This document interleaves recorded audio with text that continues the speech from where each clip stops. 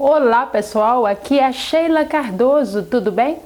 Se você ainda não se subscreveu no canal, se subscreva, porque já temos aqui 7 aulas lá da disciplina Introdução ao Estudo do Direito. Essa disciplina está lá no primeiro período, mas ela te dá base para concurso e para a prova da OAB. E também te dá base para a compreensão de várias disciplinas do curso de Direito ao longo dos 5 anos de graduação. Estou aqui com o Código Penal na mão. Estamos iniciando hoje a primeira aula de introdução ao Direito Penal e vamos falar dos principais conceitos. Eu vou estar trabalhando com vocês o que mais cai, o que mais é cobrado. Então eu preciso que você comece a partir desta primeira aula a ficar atento aos detalhes que eu vou falar aqui, a introdução dessa disciplina, para que no decorrer das aulas você tenha as informações exatas e esteja consciente e compreendendo o que é o direito penal. Vamos iniciar a disciplina Direito Penal e faremos um levantamento dos principais tópicos, ok? Eu preciso que você se concentre bastante nas informações e que tenha o hábito de anotar, pois a nossa mente consegue memorizar sem decorar através da repetição. Ouvir e anotar é respeitar a informação captada pelo seu cérebro, fazendo ela virar então conhecimento. Não tente decorar e sim compreender, ok? Vamos lá? Venha comigo. Para iniciarmos, eu gostaria de te fazer algumas perguntas. Você sabe o que é o direito penal mínimo? E o direito penal máximo? E o direito penal do inimigo? Precisamos iniciar entendendo muito bem estas definições, ok? Então venha cá, vamos lá, vamos entender estas definições. Essas são as conceituações do direito penal. Portanto, o direito penal mínimo é o limitado no Brasil. Não tem previsão legal no ordenamento jurídico pátrio, mas os doutrinadores encontram diversas garantias constitucionais, assim como princípios básicos do direito para seu uso.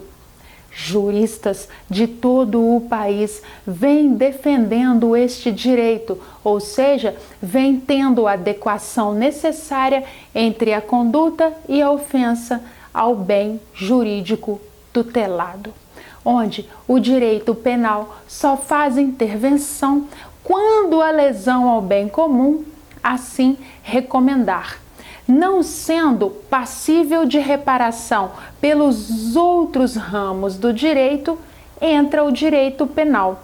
O direito penal mínimo, então, trata dos princípios do direito, dos quais estes princípios iremos estudar um por um detalhadamente daqui a pouco. Então vale reforçar que o direito penal mínimo é aquele limitado no Brasil, mas que os juristas de todo o país vêm defendendo este direito, ou seja, vêm tendo a adequação necessária entre a conduta e a ofensa ao bem jurídico tutelado. Mas, e o direito penal máximo, que é, quem é ele? Este é ilimitado. Já não tem tanta preocupação com a dignidade humana. Ele é muito usado nos Estados Unidos, onde foi criado na década de 70. É aquele que traz fortes punições a mínimas condutas. Os crimes menores precisam ser punidos com o maior rigor possível, sem deliberação, sendo que o combate à criminalidade deveria iniciar-se por meio da rigorosa repressão e perseguição dos pequenos delitos, como forma de conter a violação pela raiz e evitar assim a chamada primeira janela quebrada. Porém, aqui no Brasil, ele entra em conflito com os direitos humanos, os direitos e garantias fundamentais previstos na Constituição, demonstrando assim o caráter repressivo que o direito penal vem adotando. Então, este é o direito penal máximo. Ele é ilimitado, mas aqui no Brasil ele se choca com os direitos humanos, com os direitos fundamentais, constitucionais, certo? E o direito penal do inimigo?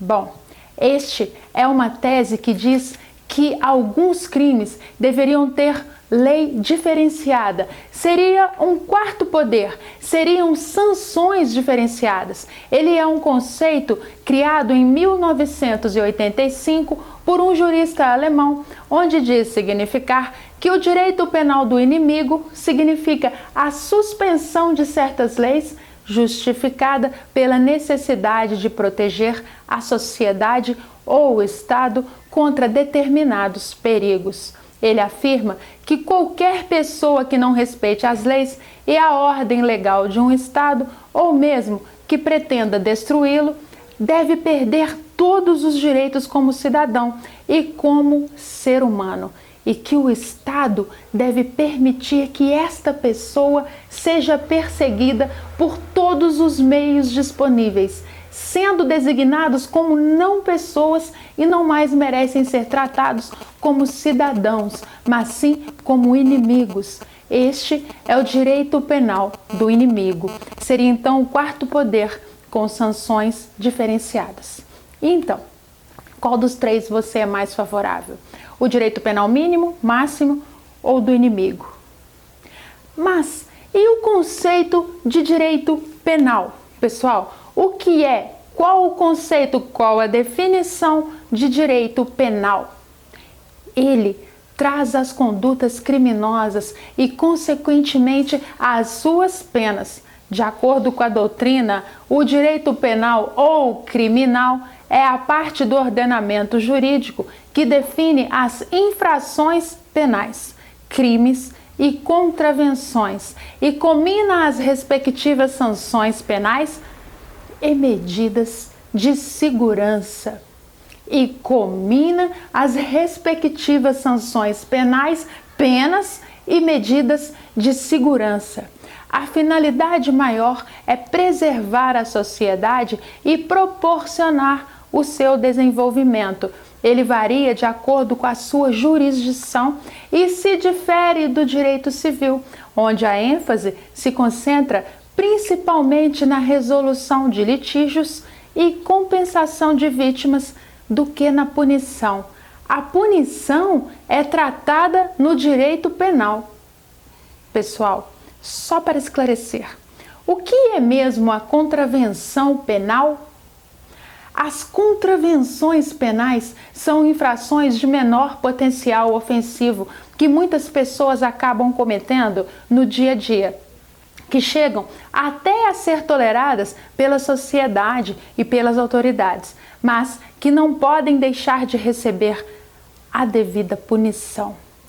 Isto são as contravenções penais. Bom, pessoal, eu quero falar ainda aqui nesta aula sobre o artigo 1º e 2º do Código Penal. Vamos à redação do artigo? Vamos lá?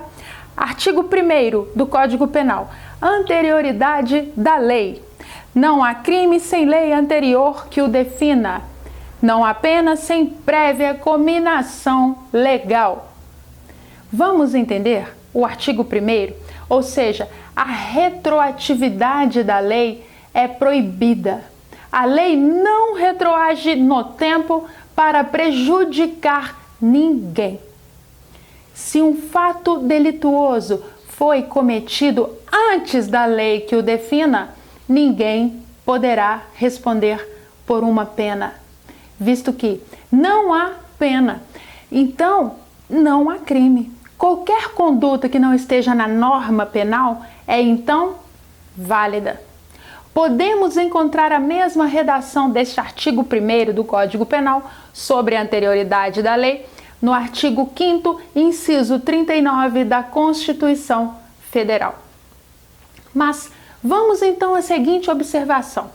A lei penal não retroagirá, salvo para beneficiar o réu.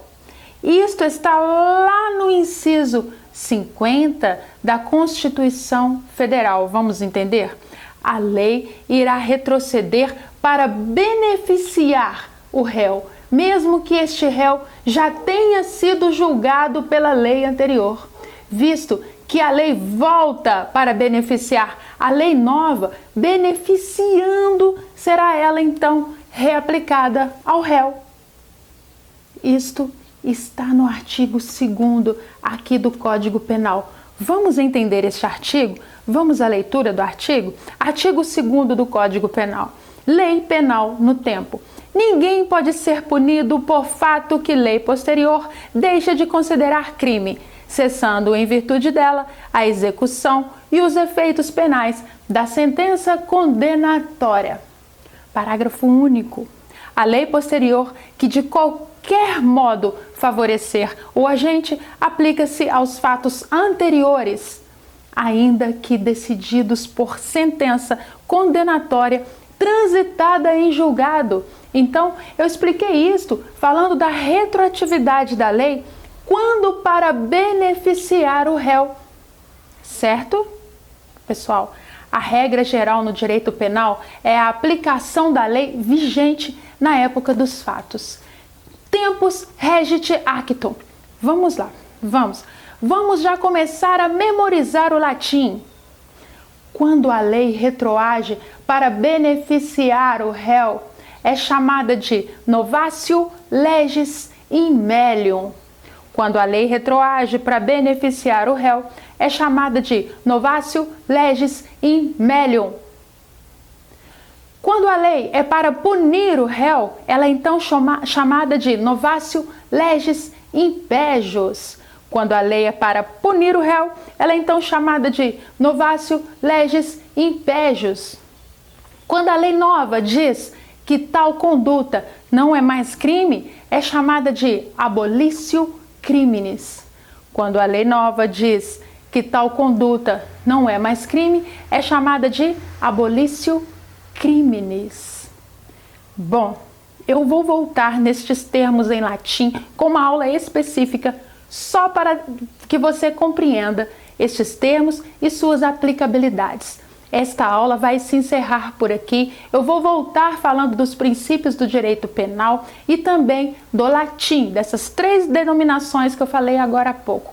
A aula 2 será muito importante e é uma continuidade dessa introdução feita na aula 1. Eu te aguardo na aula 2. Se inscreva aqui no canal, não perca as próximas aulas. Faça os seus comentários, se você gostou, se você não gostou, dê o seu like, comente, vamos participar, faça perguntas que eu estarei respondendo para você. Eu te aguardo na aula 2 com a disciplina Direito Penal. Um grande abraço!